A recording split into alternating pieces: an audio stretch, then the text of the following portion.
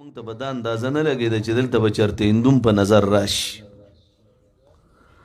صرف په 1875 کې مسټر سټریچي دا وایسرا یا اتر پردیش دی، هغه خپل یو کارنده جان پامر دا سرکاري فرشته چې ورته وایي، لکه دلته هم ناست دي خپل لیکل میکل به کوي که نه، دا هر ځای کې. نو دا جان پامر یې ولېږه، جان پامر وی لاړ شه دې دارالعلوم کې وګوره چې دا څه دي. اول یو ونه وه د انارو، د هغې لاندې یو استاد یو شاګرد ناست و. نن ګوره دومره دنیا چې ده نو هغه ځای کې دا دومره خلک چې د کمرې هم جوړې شوي، طلبا هم دي، دا شی کم طرف ته روان دی، دا څه دي؟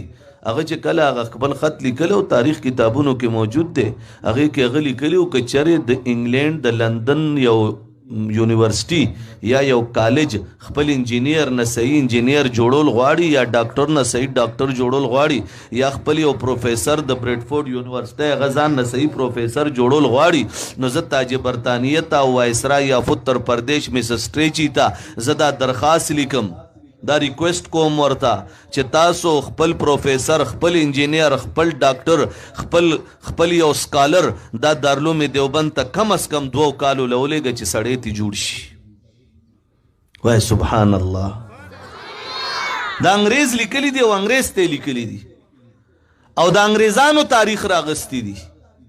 انګریزان په دې پوه دي چې په 1857 کې دغه مولیان دا مونږ ونو کې زوړندول، سور بم د سور نه هم سرمن ویسته د خنزیر نه، په هغې کې به عالم بند که، د پاسه به م پې وګنډله، بیا به م پې نشانې اغستې، بیا به م پې تیل واچول، هغه به م سوځول، بیا به هغه علما موږ په دریابونو کې غورځول.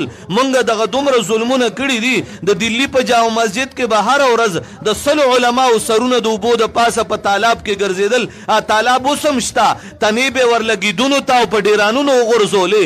هغه علما چې د دلی نه واخلې تر خیبره پورې دا یې ځوړند کړي وو، لیکن انګریز ته دا پته ده چې دا دومره هر سم کړي دي، لیکن اوس هم په ټوله دنیا کې دغه علما دیوبند زیات دي. وای سبحان الله. سم په چغه الیکشن کې چې څنګه چغې